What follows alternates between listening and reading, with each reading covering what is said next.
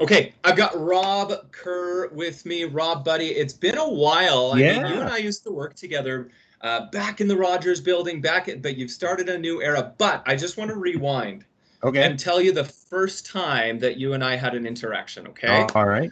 Sure. So Am I going to I regret was this story? 100%. Yes. Oh, So there's good. always regret. Absolutely. So no, it was back in about '07, 2006, 2007. You were All right. doing something for the Hot Stove Lounge, and Yep. you were doing something about how referees and like we need more referees. And I remember Right. you reached out to my referee coordinator. His name was Daryl, Yep. and you said I need a young referee and so on. Anyways, I was in journalism school at the time. He reached Right. out to me, but I remember I was like, yes, cool. I went down to the Saddle Dome. We sat down. I believe it was with Tommy Cowell, and there was a football referee as well. I don't remember. That is correct. I remember that. I think we were doing a series of issues in sport, and one of them for me was the issues we have around surrounding officials. So if I remember correctly, we wanted multi-sport, we wanted pro, and we wanted young, just to kind of run the gamut of the official experience, if I remember correctly. I mean, it sounds spot on. It was so cool. What a cool experience. So thank you. I mean, it was so Oh cool no. sitting down with you and chatting all those years ago. But anyways, how you been? How you been keeping up? I'm good. I'm like everybody else. I've pretty much seen all I need to see about 2020. I'm looking forward to turning the chapter into 2021, and hopefully we'll see some light at the end of the tunnel. It's been a challenge. I think both at home, at work, in public, for everybody. It just is, and I think you compound that with some of the craziness we're seeing. Um, in our political worlds all over, I guess, into our personal lives, and that's not to say that I'm an anti-masker. Or one, it's quite the opposite. I'm really disappointed. I think in this year it really showed us the lack of a group effort as opposed to individualism. Greater good. We've lost sight of greater good. So it's been a very frustrating year, professionally, personally. I think I can go off on a tangent, but I'm big into leadership, and I'm big into teaching kids how to be leaders. And I think this has been a really bad example of leadership this year. I think we've had way too many managers and not enough leaders, both politically, I think within the world of sport, I think, everywhere. I'm fortunate. I'm one of the lucky ones that can say, I'm okay. My business, my group's fine. I mean, we have really good leadership there, but boy, I look around and the amount of finger pointing, the amount of fatigue we see, it does. And I'm the millionth guy to say this, but you just wonder what we would have done posed with the same problems that the world was posed with in the late 30s and early 40s. I'm just, it's a wake up call. So this year has been a mighty wake up call. So, you know what, Justin, we've had our victories, we've had our losses. But I tell everybody, I feel like I've gone 15 rounds with a heavyweight champion of the world, but I'm on my feet and I got a puncher's chance. So, And I mean, what you're doing right now with the Hitmen. I mean, we got to talk about Teddy sure. Bear Lane. I mean, this was from all the posts I saw, the social media posts, it just looked like it was such a cool pivot, and it was a Yeah, great idea to, get people in that holiday spirit. So tell me about that process and how sure. that idea came about. Well, I think the idea really goes back to later last spring. I think, like everybody else, the first couple of weeks, the pandemic, the last couple of weeks of March, if you will, I think we were all thinking, well, okay, this is a little bit of an inconvenience. We'll be back in the office by April. And then you got into, or pardon me, into May. You got into April, and boy, all of a sudden things were canceled. The Western League was canceled. Um, you started to hear these stories about, this may not be over until next Christmas. This may not be over till 2021. And at that point, it just kind of seemed so far fetched and out of there. But, we, at that time, knowing that our season was over, we began to plan for the next season. And we began to take a look at, what we wanted to do, how we wanted to, frame the year. The Hitmen were coming off their 25th anniversary, our 25th anniversary. So where were we going to go? We came up actually with a really cool plan, but we got to the end of May, and all of a sudden, doesn't look like we're starting in September. Stopped and they said, okay, hold on here. We better take a good hard look. If we can't do a game, if we can't, and at that point, I think we were thinking, Justin, that, well, we might do a game, but we might only have 20% of the audience and stuff like that. Well, the teddy bear toss is our biggest game by far, bar none, right? For an audience, and in a good year, we'll push towards 30,000 stuffed animals thrown.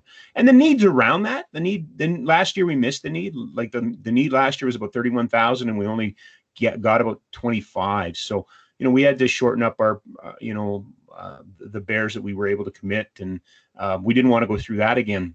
So, okay, if not that, then what? And to me, the logical piece became, well, it would have to be a drop off, right? We'd put a big giant bin in front of the dome and people could just come by and drop it off. And, Mike Moore, my boss, the vice president of the Hitmen and the Roughnecks, we were kicking this around and, he kind of stressed like, maybe there's something more we could do. So we began to look at different options. Okay, instead of just putting a big container out in front of the dome, what could we do? And we took a look at a couple of ideas, one of which that, I really don't want to discuss because it was awesome, but wasn't practical, just wasn't safe, wasn't practical. So then we came back to, well, what if we put it at the dome and we put some stuff around, like decorations and stuff, and then really began to mow down and really began to think out loud about what it could look like. We're very fortunate in the CSEC family. We have a lot of really bright minds and great young people. And we began to talk about it a little more openly within meetings. And you could just see the light bulbs go off for people and lights in their eyes, and began, well, what could we do? And we put a little working committee together. I'd say early September, we were really starting to kind of hone in on what it could look like. At the same time, we decided we also needed to do something to raise the profile and some funds for the Hitman Foundation, because that's where all of our education funds flow out of. So we decided to do United by Community Day. So we had two projects kind of going side by side simultaneously. United by Community Day was fairly easy. Once we got buy-in and everybody understood what we were doing, that was no problem. I would say teddy bear became a little bit, I would never say it was contentious. It was never contentious. But I think, Justin, part of my history has been, I come up with some ideas and I try to sell them to people and they go, well, I don't quite know what you mean. And then we do them and lo and behold, they go, oh, that's what you mean. And that's, I've come to accept that and I'm cool with that. And I think we got into October and we started talking to people about what it could be and what we wanted to do. And then one thing led to another. We got the lights, and then we began to look at the trees, and we began to look at the community component. We began to look at all of it. The nice thing was everybody in the building, everybody in CSEC, well, I guess they're not in the building, but everybody who works in the building really kind of said, oh, this is cool. So right away, Food and Beverage came and said, hey, could we give away malts? And I'm like, sure, that would be great. So we came up with all of these ideas. We kind of put it together, went to our community partners, you kind of explored it to them. And then the next big thing was, okay, now we got to fish or cut bait. What's it really going to look like? Because at one point I had an idea of having lot A turned into a big Christmas market. And then you drive through there and you come up. Well, as we get further and further in the fall and we see what's going on, at some point you have to bring your plans to the city. At some point you have to bring your plans to AHS. So we did that about a month ago. AHS and the city said, no problem. We like it. We were looking initially at about having 45 volunteers on site. So we'd have greeters and, we might even have some players and just kind of a big festival. And then I guess I'm two announcements. The announcement that came at the end of November by the province really kind of set us back. And we kind of hit a moment in time where, are we just going to go back and put a container and let people drive through, or are we going to push forward? And, we had about a 3-day period there from Tuesday night to Friday where we reapplied to AHS just to make sure we were safe. And we began to kind of get the wheels going so that if we got the permission, we could go. We got permission on Friday with the proviso that we could only have 10 people outdoors. That's it. So we went from 45 volunteers down to 10.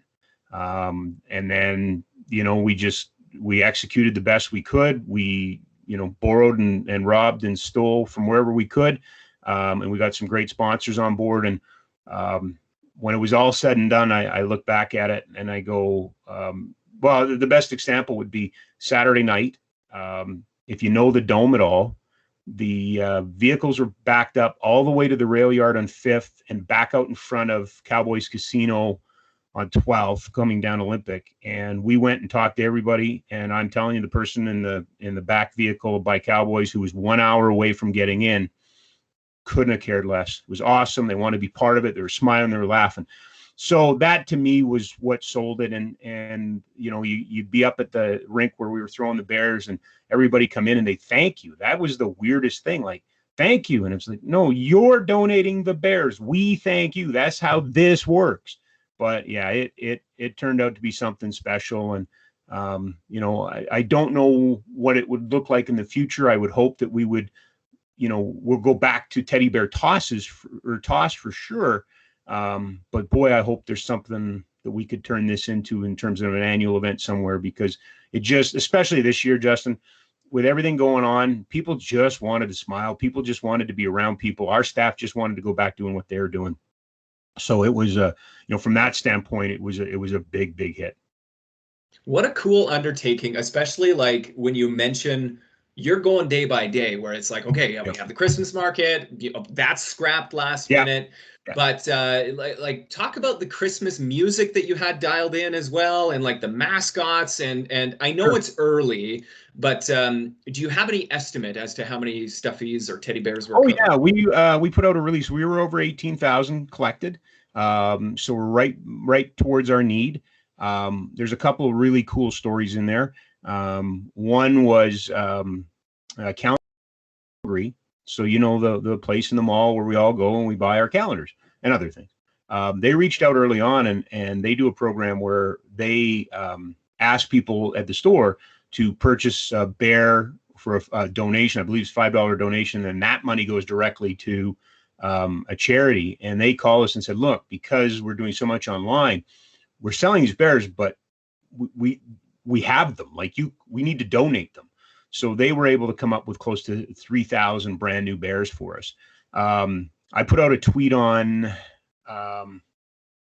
Sunday, and I just said, hey, it's day 3 of Teddy Bear. There's still an urgent need for bears, and I got a tweet from a guy, and he said, hey, I'm trying to buy 1,000 bears online, but it won't let me. Well, of course it wouldn't let you. We only had 1,000 bears, and 200 of them were sold. So we got a hold of this gentleman, and he graciously bought $20,000 worth of bears. So there's lots of stories like that. There's just a pure math of it. If you look at it, Justin, I would say we had roughly 7,000 people come through the weekend in just over, 1,500 vehicles. I'm going on that based on the amount of malts we gave away. So we were close to 7,000 malts. So even that, if you look at it compared to 17 and 18,000 in a building. So, we weren't quite at half the people coming to teddy bears. So what an incredible job by the public just to come up with those bears. So, the music, again, that's Steve Edgar down in our game presentation, and Jordy McLeod in our game presentation department. We have a partnership where if you come into the Dome in the club areas, there's music playing, and it's called, Flames Radio and stuff like that. So it's got IDs and everything. So we just did a version of Hitmen Radio. We were given the opportunity to drop in some spots. So Brad Curl, the voice of the Calgary Hitmen, and I recorded some spots. So, they play Christmas music, and then, hey, there's Brad Curl. Welcome to Teddy Bear Collection or Teddy Bear Lane. Or we want to thank our sponsors. So we were able to do that. And we rented a transmitter so that we could, on 94.3, we could broadcast to everybody so that they were part of it. They could hear the music and they could hear the announcement music when they got up to that we were playing up there. Those were kind of the cool parts that came from people at CSEC. So, I often say that the brains behind, Teddy Bear Collection was Dallas Kitt, who runs our events for CSEC, and she's just phenomenal at this. She ran the Grey Cup. She's done everything. So at one point, the idea we turned over to Dallas, and Dallas, went and executed it. But my job all along was just to be a pain in the ass. My job all along was to be a disturber. My job all along was just to keep the ball moving and pushing forward and being obnoxious and difficult and just keeping everybody moving in the direction of the vision we had. And it wasn't that hard to do, really. But, you know, there's a lot of credit that goes to a lot of people that aren't named me. So I want to know, like, what are the next steps? I mean, at the time of this recording, Yep. have we delivered the bears yet? What's next? No, at the time of this recording, we're about, what time is it? Yeah, we're about 2 hours away from beginning pickup. So the 40 plus agencies are assigned a time. They'll come to the dome and they'll pick up the bears. So the bears have now been quarantined and cleared, if you will, by HS based on the regulations they asked. So we had planned for a longer quarantine just on our own. We didn't seek information from AHS. And then we began to get some feedback from the agencies that because so many of the agencies use these bears at Christmas, by going a week from, you know, the 17th or so of December, that was going to put a lot of pressure on them. So that's when we did seek advice from AHS and said, exactly how long do we, and they said, no, you can leave them for 4 days. You're fine. So as it is, we're able to distribute those today. And I'll tag in another thing, because along the distribution line, we used 40 artificial pre-lit trees, which were sponsored by Bill Waddell and his wife, Elaine. And they're longtime partners of the Calgary Hitmen. They do our Pucks for Paws game. They sponsor that, the Wiener Dog race, that sort of thing. And we had 60 live trees. So we worked with the province, and we found a spot where it was underneath a power line where they had to remove the trees because of the power line. So we went in and removed 60 live trees from there, used those. And those trees on Monday, when we teared down, we took to the Calgary Zoo. So the zoo is using them for bedding and for food for animals. The pre-lit artificial trees will also be distributed to today. We have 22 going to the Heroes program in Forest Lawn and Bowness, to families there that wouldn't have Christmas trees. And then we have another 14 that are going out to Siksika, part of our partnership with Siksika Health. So families out in Gleason that don't have Christmas trees. So really proud of all those little things that we're doing. So there's a lot of distribution going on, to be perfectly honest.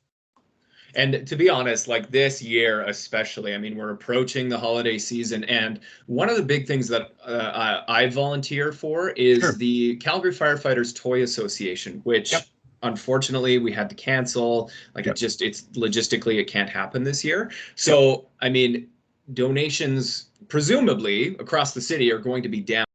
Yes, talk about like where else the Bears go to, what else is happening, and how the Hitmen are helping. Sure. So I'll add that throughout the weekend, particularly on Friday, but throughout the weekend, we were collecting unwrapped toys for the Flames Alumni Toy Drive. So along the same lines. So we were able, thanks to the generosity of quite a few people. And then Toys R Us acted as a drop-off location for bears. That there are 4 locations in Calgary for people who couldn't or weren't able to make it out. But on top of that, Toys R Us,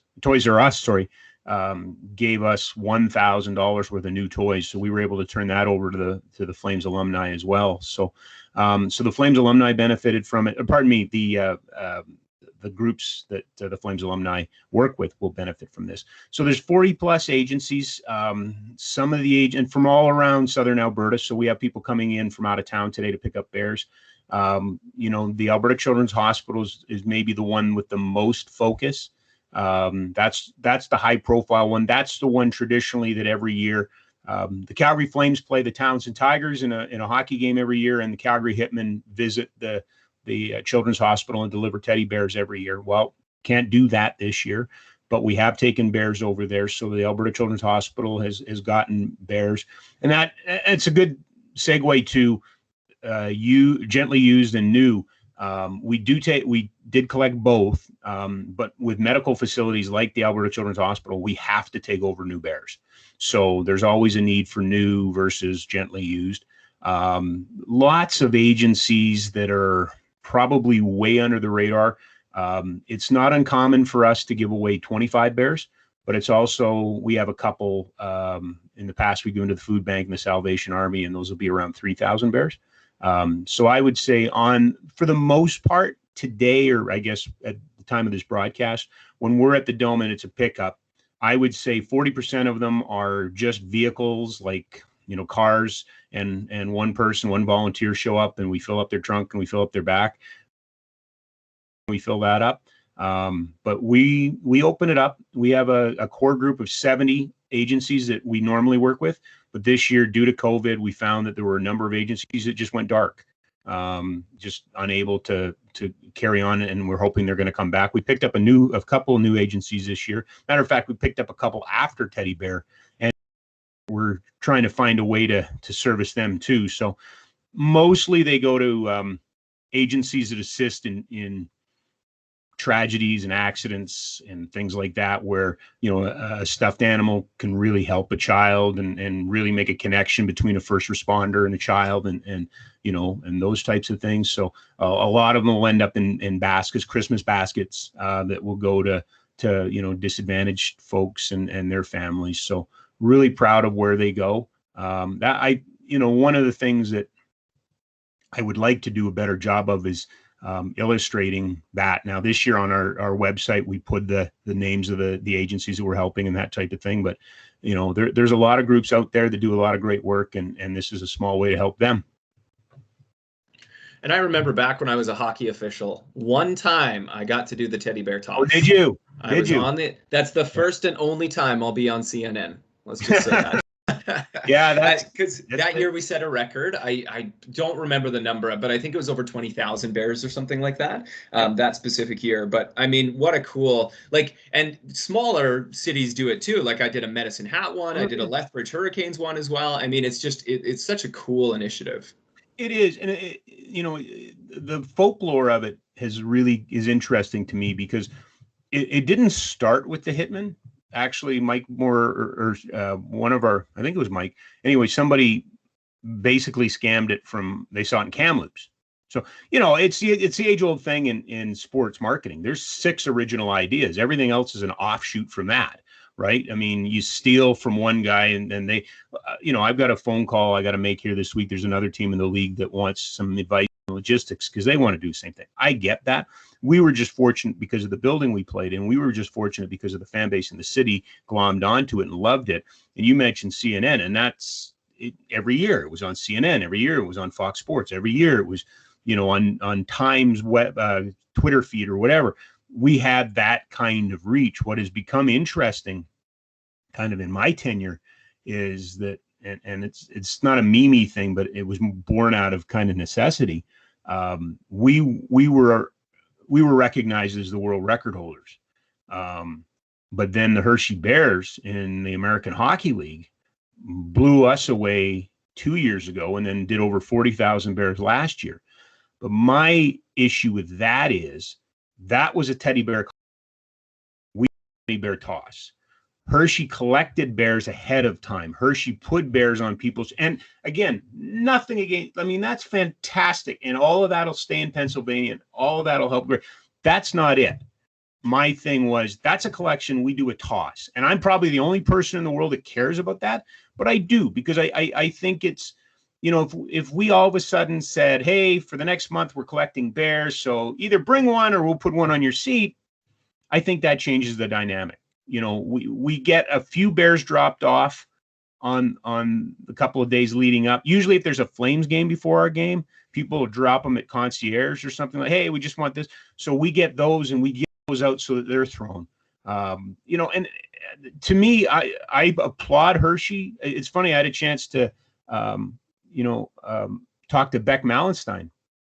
Beck Mallenstein used to play for the Hitmen, and then he played for Hershey, and he went to Hershey, and they pulled him aside and they said, how does Calgary do theirs? So I think it's neat that we're getting into that realm. I think it's cool, but I'm a firm believer in collection versus toss. And this year was a collection for us. And next year we hope to go back to a toss. And God love Hershey, and I hope everybody else, can do something like this and a variation of this. but we're really proud of, like you say, you see it on CNN, you see it. We're known for that, and we're very proud of that. So I want to flip gears here and talk a little bit about hockey itself. I guess Sure. what's the optimism that the season will start in January? Well, I that's probably guarded. I think, we're like everybody else. We have to live within the rules, and the rules, were adjusted again, the week of this taping. I anticipate that's going to impact us. I anticipate that will likely lead to I think we're scheduled right now for, as of this moment, January 8th, but I find it hard to believe that'll happen. I'm optimistic that we will play. It'll be a shortened season. I doubt it's going to be in front of many fans to begin with, and who knows if it'll be in front of any fans by the end of it. We have to, this is Rob Kerr. I'm on the business side. I got to be honest with you, Justin. So anything I'm saying is just opinion. I'm not connected to the hockey ops side. So, just as a guy that's been around the game, we got to do good by these kids. We really, in many ways, you look around hockey, and they've tried different ways. They've started early, they've stopped, they paused. Ultimately, this is about two things. It's about the health, first of all, foremost, of the players and everybody else, the coaches and the officials and everybody. But the players' health has to be number one. And that's got to, when you start to think about that, that's a pretty wide net, because we billet our players out. We have, like I say, officials, we have, team staff and things like that, buses, and you're going from one rink to the next rink. There's a lot to take into consideration. And the other part is the development. I think, at this juncture, whatever the end goal or end game is for these players, be it pro, be it college, be it just to have some fun, it's tough to take a full year out of your development. It's tough to take a full year and not play. I mean, it happens every once in a while for a guy with an extreme injury, but it doesn't happen like this. And hockey, it can be a frustrating game sometimes. I think, the priorities in other people's minds are maybe not the same ones in my mind, but first and foremost has got to be the safety of the players, and then the development of players. And I think if we learned anything after Canadian Thanksgiving, not even American Thanksgiving, we saw that spike and that rise. It's hard to believe that we wouldn't see a similar one post-Christmas. So would not shock me if we're talking about a late January, early February start is what I'd be anticipating at this point. And have you heard from, I guess, any of the players or anything like that? Like, how are they keeping up? Are they still training? Are they still skating? Like, what's happening there? Yeah, I mean, there's a handful that will be playing in the junior A ranks, because the league did allow for that. There's a lot of guys skating the coaches and GM Jeff Chenault and Steve Hamilton, the coach, and his staff, they keep in contact with the players. I think it really does depend on the age of the player and the status of the player, right? It's the guys that are pro prospects or drafted, or really want to be going. The guys that are heading into a draft year really want to be going. Some of the younger kids have other options of playing, at a different level. It's frustrating. I think it's frustrating for parents. I think it's frustrating for the kids. It's frustrating for the teams. I go back to when this whole thing started. The head of the WHO, I want to say it was like week 2 of the lockdown in Canada, said something that was really important, which was, perfection is the enemy. Good is what we should be striving for, because if we strive for perfection, we'll miss it. We'll be taking too long. And I think in too many cases, in the hockey world, I think we strive for perfection where we should just try for good. And, the other part, and it's not unlike what we talked about before, self-interest versus greater good. And in the case of hockey, we've got to do greater good. And too often it's the self-interest of, one team or one player.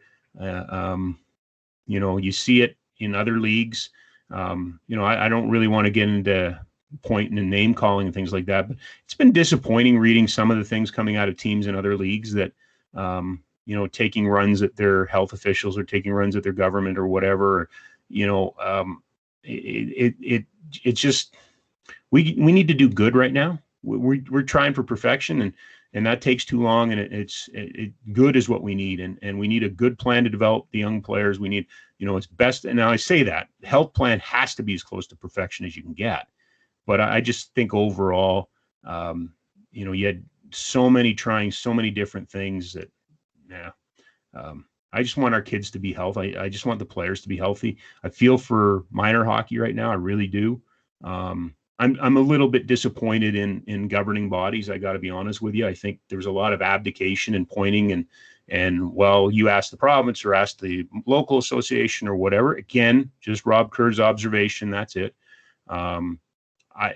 If I was king of the world, Justin, I don't know how we ended up here, but if I was king of the world, I would have said everybody plays in their neighborhood this year. Everybody plays 3-on-3 or 4-on-4, and you do not break up the kids. You do not hold tryouts. Let the poorer kids or the less skilled kids play with the better kids. Let them raise the water level. I think if we had done that, I really honestly believe the game would have taken exponential steps in the coming years. But we tried to force it back into the model. We tried to force it back into the model that we think works best. And I think we really missed an opportunity. And here we are sitting on our asses, not playing right now. I really think it should have been about small area games, development, but just let kids play with kids their same age. And there would, I can only imagine some of the parents screaming at this podcast right now going, well, little Johnny won't make the NHL that way. Yeah, I know. I'm not worried about little Johnny. I'm really, really not. I'm not worried about elite hockey. I'm really, really not. I'm just worried about recreational, minor. I'm less interested in how many players we put into the NHL. I'm more interested in how many players we put into beer league. And I think that's at a dangerous level right now, which still don't know how I ended up here, but here we are. I mean, something that I guess was close to you, and forgive me if you're not doing this anymore, but can I talk about Control F, the hockey camp? Yeah, tell me, we couldn't do it this year. Mm-hmm. It would have been our 9th camp. Yeah. So talk about that, and I guess the development of kids, and I guess how you see in 2021. Yeah. So way back in 2011, I read a New York Times article around the holidays, and it was really cool to me. It was about all of the reporters that covered New York City Hall. So the TV, radio, newspaper reporters covered the mayor's office and covered the different departments. Every Christmas, they would get together as a group and volunteer, and they would put on a Christmas pageant at a theater, and they would bring in underprivileged kids, give them a lunch, and then they'd watch this Christmas pageant that was all put on by reporters and media people. And then the mayor would always play Santa Claus or the main character and everything. But this was a tradition in New York. And, these guys were competing for stories every day. They were fighting to get scoops on each other every day, and yet found a way to come together for a common good. And that story really stuck with me. And I decided that, well, maybe we could do something hockey related. Maybe we could do a camp. And I remember I took it to a local charity, and I said, hey, this is what I'm thinking. You want to be part of it? Could we access the clients that you use? And the person leading that charity looked at me, said, as soon as you get $10,000 sponsorship, we'll look at it. And that was pretty delusional for me, or disillusioning for me.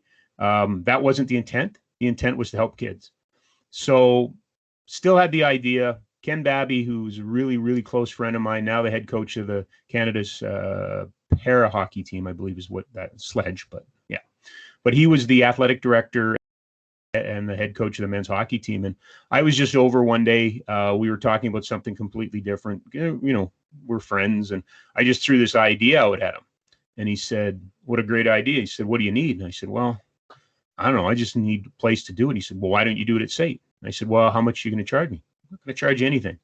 So it really got off the ground on the backs of Ken Babby and SAIT Athletics and the Trojans. They donated the ice, and they donated the rooms, and they donated, the facilities and all of that for a weekend camp. And then we began, Okay, so we're going to do a camp. Now what are we going to do? Well, Kevin Bathurst was a young coach from Hockey Canada, and I had seen Kevin do coaching clinics. We used to do coaching day in Alberta for Hockey Canada and Hockey Alberta at a Flames a game day skate. So the coaches would come watch a game day skate, and then Hockey Canada would come out and do drills. Well, Batty was always the coach that came out and did the drills, and I loved him. He was, he's small area. He was always high tempo. He brought out chickens and he brought out soccer balls, and he just brought out, he just seemed like the right kind of coach. And I knew him a little bit, so I ran this idea by him. He said, yeah, I'd love to. And then I sent out an email. At that time, Justin, this was 2012. There was a lot of people still in the media. I hate to say it, but the reality was there was. So I sent everybody an email. I said, this is what I'm doing. I'm going to put on this hockey camp, and I want us to be volunteers, and we're going to do on ice, and we got the gyms, so we'll play some soccer, and we'll do a big game on Sunday, and we'll bring in a special guest. And I asked Candace at the Flames Foundation if they could help us, and I pulled a few strings, and then we went and had to find the kids. So we went to Hockey Calgary, and Hockey Calgary was kind enough to send out a note to the Even Strength kids getting Even Strength programming, and then introduced me to Kevin Hodgson, who was running a program called Heroes Hockey, and at that time it was in Forest Lawn. So I met Kevin and found out about his program, and they seemed like the perfect kids. All I wanted was kids who would never have the chance to go to a hockey school or a hockey camp in the summer. I just wanted to give them that. I wanted them to be able to go and not worry about it.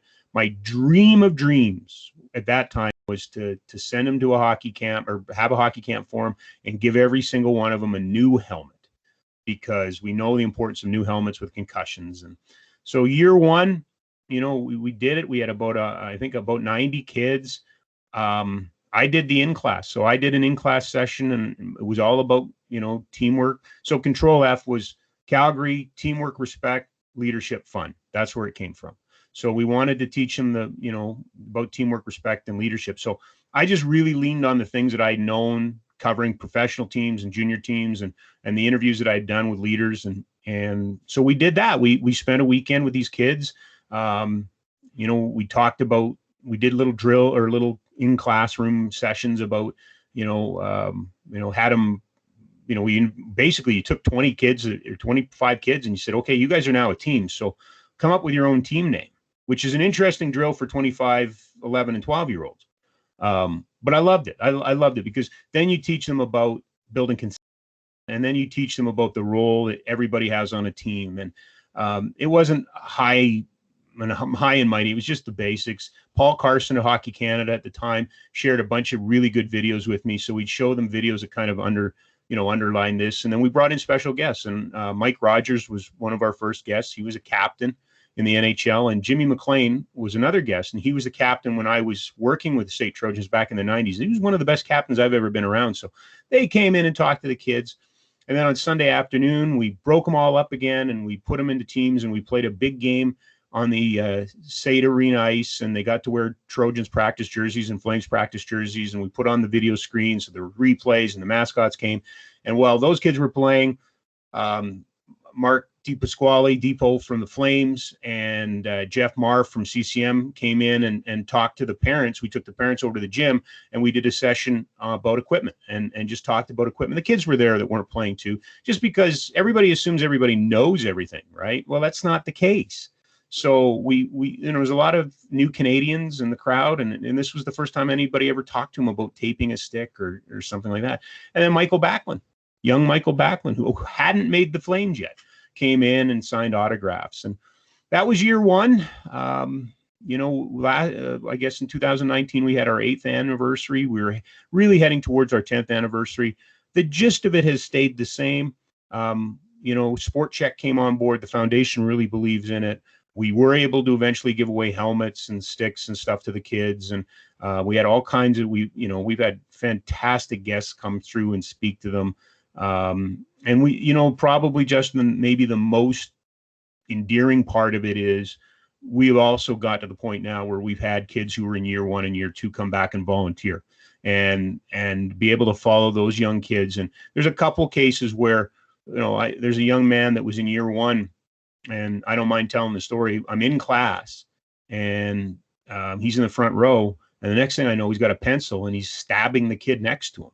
So, well, I yelled at him, because of course that's what you do. You yell at kids. And I moved him, and then I'm talking, and the kid got up, walked all the way to the front of the room right next to me, picked up the phone off the wall and started dialing. I'm like, what the hell is this? So again, I yelled at him. Well, I mentioned Kevin Hodgson from Heroes. Kevin came in, and he took the young boy out, and after that session, I was damn near in tears. I was rattled. What is going, like, I'm trying to help these kids. Why aren't they letting me help them? And Kevin gave me a really good talking to about, and it's where I really learned about, you can't ever think, like, you have to, the kids that we're getting in this camp, not all of them, but some of them have behavioral issues, have home issues, and all of those sort of things. They're just acting out because they don't know any different. And if it wasn't for that, and actually we had a couple of policemen volunteer that first year too, thanks to Glenn McKay, a friend of mine from the NHL security. And another one of them took me aside and said, hey, listen, because I just was devastated. That's not what this was supposed to be. This was supposed to be these kids watching me and with their eyes wide open, listening to every word I was saying and taking it all in and becoming these incredible leaders in 5 minutes. And that's what it was. It wasn't that. And I had to learn that. I had to learn that, you're just by including them, it's the small things that make the difference. And if I wasn't taken aside in year one, there wouldn't have been a year two, but I was taken aside, and I'll never forget it. And I can't thank Kevin Hodgson enough for that. And then 2 years ago, that same young man who I just wanted to throw out, I didn't want him in the camp, everything like, he just menace. He works now at the Dome, and I run into him, and he thanks me and everything like that. And that's the greatest gift of all of this. Alongside that, eventually, as I mentioned, this was intended to be sports media people putting on this camp. Well, they whittled away. By year 8, we really had a cool group of volunteers that had been there for a number of years that just wanted to be part of it. You didn't call them to see if they called you to see when the camp was. They wanted to be part of it.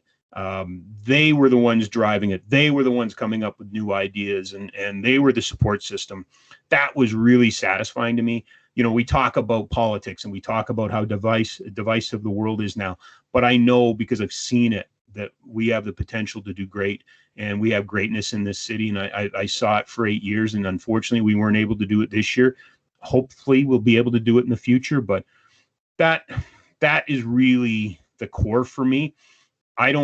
It's interesting for a guy who works for a Western Hockey League team to say he doesn't care about elite hockey players, but I don't, because the system is set up to take care of elite hockey players. What I'm worried about is the kid that isn't native to the system, that didn't have a father or mother that played, or the new Canadians, or they just can't afford it or whatever. They can't be left behind. And too often, I think the sport, like, we all love the World Juniors. God love it. It's a Christmas tradition. And look how hard Hockey Canada is working to put on that tournament.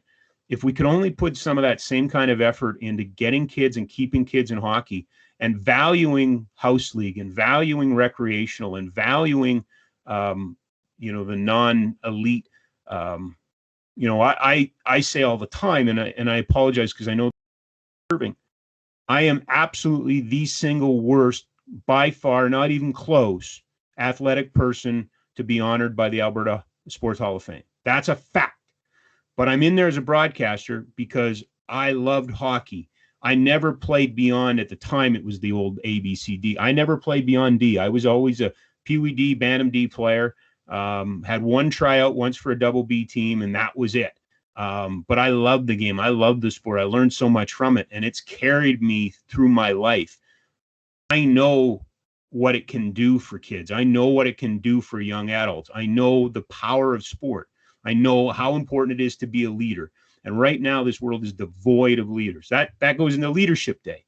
Leadership Day was spawned out of we call it, was Control F, but then became Sport Check Flames Development Camp. But that was spawned out of that. So the last 3 years prior to this year, and we're working on another project, was we did a Leadership Day in conjunction with the Hitmen, the Flames Foundation, and Hockey Calgary. And we had 1,000 kids, Bantam Pee Wee, come in and learn about leadership in one day.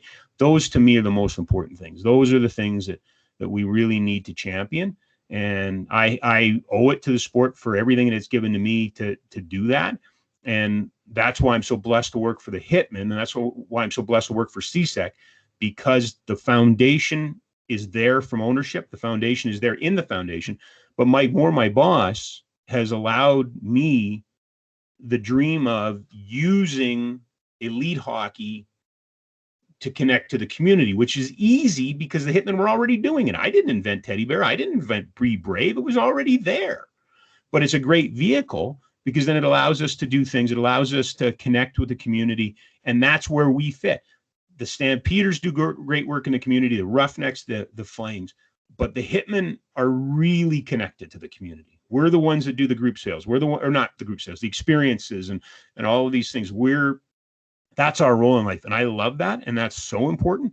And it has to expand beyond hockey. It has to, we need to be bringing in basketball, baseball, soccer, and stuff like that. But we also need to get past all of the barriers. And you know this, Justin, well, you're hockey, we're soccer. All that crap's got to go away. It's got to go away. And, totally. And, to me, it all comes back to the fundamentals of sport. And I say all the time about hockey, greatest game in the world. Why? Because it teaches you the most important lesson in the world. What is it? When you put on skates for the first time, what happens? You step on the ice, you fall down. Then what do? You get back up. End the story. Boom. That's it. And then everything spawns out of that. And where do we learn leadership from? Where do we learn teamwork from? And my sister's a teacher, and I know lots of teachers, but I think sport is really the breeding ground for that. And it's become bastardized. It's become politicized. It's become monetized. All of those icings have taken away from its true nature. And unless somebody stands up and says enough, unless somebody stands up and says, wait a minute, we got to start valuing sport below elite. And again, this is not me bashing elite. It's not. But I look at the super leagues and I look at this and I look at the World Juniors, and it gets an exponential amount of attention, but it also gets exponential amount of the resources. And that's short-sighted. That's really, really short-sighted. You can talk to any NHL scout, talk to Todd Button about this all the time. The players are just, the players are, you're losing. We keep talking about great players, great players, great players. They're great players in the capacity of what they're compared to. But the Flames or any NHL team now will draft a goalie, and they'll say, okay, well, here's our goalie coach, and that goalie coach will become the 5th or 6th goalie coach that player has. I mean, there's a lot of players, and Justin, this from officiating in the league. There are a lot of players in our league that nothing's their fault. Nothing. And that's conditioning, because they've had a sports psychologist, they've had a skills coach, they've had all of these things at such a young age. And then we take away the responsibility. It's somebody, well, that guy let you down. Your coach didn't do this, and this. We have got to let kids fail. Kids need to fail. We don't let kids fail. And we are failing them by that. That is such a huge disservice. My life is built on a mountain of failures. I'm not saying that to be self-deprecating. I'm saying that's fact. I failed in school. I failed. I failed.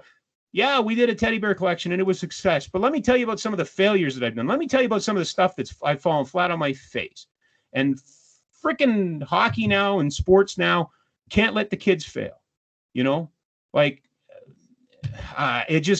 whole thing, I'm very passionate about it. I'm very wound up about it.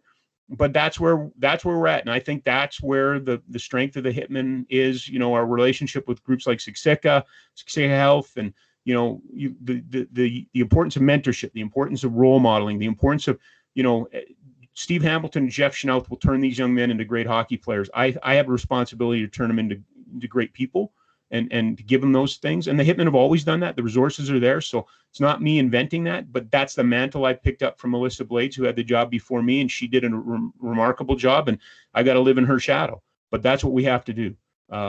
We can't just be creating big hockey or great hockey players. We got to be creating great people. I absolutely love that. And I want to rewind.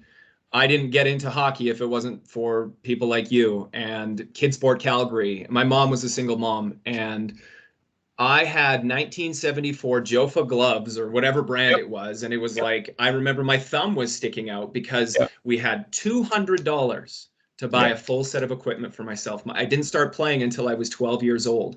Yep. Fast forward all these years later, I did international tournaments as a hockey official. I did national Yep. tournaments. I traveled to Nova Scotia. Like I traveled the province, and it's because of people like you, and I acknowledge you for that, for holding camps like Control F, and for recognizing that kids need to fail, because I am 100% in agreement with you. So thank Yep. you, and I acknowledge you, Oh, and I thank you so much for your service to the community. no, but see that there's an interesting word, but it's service, but we're responsible for it. We are responsible to be of service, and that's I knew it, but I didn't understand it until I heard Clint Malarchuk talk about it, the former Flame goalie coach, and everybody knows Clint's story.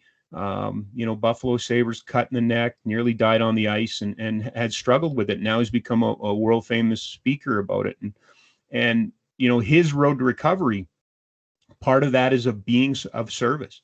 And I think ultimately that's what an athlete, a hockey player needs to do. I look at Classroom Champions, Steve Messler's program here in Calgary, and all of those Olympic athletes that give their time back to kids in classrooms. That's a being of service. And we talk about that all the time. And, my mentors, John Short up in Edmonton was always, he was helping groups like Sports Central and Tiger Gold Sticks groups and things like that. And when I came down to work with Peter Marr and Mike Rogers, both of those guys, Peter Marr with Alzheimer's, Mike Rogers, Mike does so much in the community that nobody knows about. They didn't do it because they wanted accolades. They didn't do it because, they wanted the notoriety. They did it because they had to do it. That's what they do. You have to be of service. And that's one of the things. We have to be of service as hockey players, as basketball players, as soccer players. Whatever this game has given to you, you owe it to give back, or pay it forward or whatever. And, to me, the ultimate, and, I see it. Like I look at a guy like Mark Giordano. Like I hope, like I think Mark Giordano is going to go away, and people are going to wake up one day and go, oh, like his programs are Lauren, his wife, and him have come up with his programs, Team Giordano, and the work that they do in the community with schools and things like that. He's of service. That's why he won the Muhammad Ali Award. That he's so. We have Michael Backlund's like that. We have so many guys that have come through this. Riley Fiddler Schultz for the Calgary Hitmen came to us and said, I want to fill my dad's truck up with food for the food bank. So he did that. He's done that for 3 years in a row. He went to the Boys and Girls Club and created his own program. That's being of service. And I think most athletes, especially hockey players, will do that and are prepared to do that. But we really need, we got to remind them about that. Like I get so freaking mad walking into an arena and looking at all those posters. I'll teach your kid how to turn left. I'll teach him how to turn right. I'll teach him how to, there isn't a single poster that goes, I'll teach him to be a better person. I'll teach him to be a leader. I'll teach him teamwork. There isn't. There's no money in that. There's no value in that in the monetized world. And that's bullshit. Ooh, I had to say it. No, it is. It's absolute bullshit. Like that's the single most important thing that we can bring out of athletics. And until we as a group wake up, and we are in pockets, there's no doubt about it. We're blessed here in Calgary. We have so many, especially female. We have so many positive female role models in sport, leaders and female leaders in sport. Like we're blessed, and we need more. And we need guys and gals to get out and talk about, Black Lives Matter and, toxic masculinity and all of these types of things. But better than that, show them, be examples of it, be there to point in the right direction. Mentorship, leadership, all that's so important. So, yeah, I appreciate you saying that, Justin. That's very kind of you. But we all have a responsibility of being of service. Rob, I could bend your ear all day, but I want to be respectful of your time. Why don't you throw out your social media and where people can get more information about what the Hitmen are up to? Well, hitmanhockey.com. You can follow us there. We're working towards Be Brave for 2021. Probably an online version of that. Not probably, it will be an online version of that. we have some interesting things coming up in the new year that we're going to move forward on in the community. I'm on one social media. That's it. Mark Zuckerberg does not get the privilege of having me on Facebook or anything like that. I'm on Twitter, CSEC R Kerr, and you'll see mostly just tweets of kids sport and Flames Equipment Bank, Sport Calgary, the things that Heroes Hockey, Superheroes programs. I haven't even talked about that. That is a whole show. Superheroes is the greatest thing I've ever been involved with. Being able to bring kids with cognitive disabilities to hockey and give them a role and see them just explode. It's amazing. So that's what you're going to get on my social media. I don't swear on it. I just swear on Justin's podcast. That's it. Every once in a while I'll migrate back to 960 because I need the money. But yeah, no, that's basically, I'm around. If you need me, I'm around. Just find me. Love it. Rob, thank you so much. Hang on the line for a second. Okay. And you have a Merry Christmas and Happy New Merry Year. Christmas to you and all your listeners. And I just want to, unsolicited, this was not planned. It's like a magic trick. There's nothing up my sleeves as a little rat dog starts barking in the background. But I just want to thank you, Justin, for what you do. And you've always been, to me, of service by being an official. But I watched you since you left 660, and I know what you're up to, and stuff like this is amazing. Don't ever lose the passion. Don't ever lose the drive. You are as important as anybody in this city, keeping these conversations going. So good on you, buddy. I'm glad you're doing it. Thanks a lot, Rob. Okay, No problem. hang on just one sec, okay? You bet. Yep.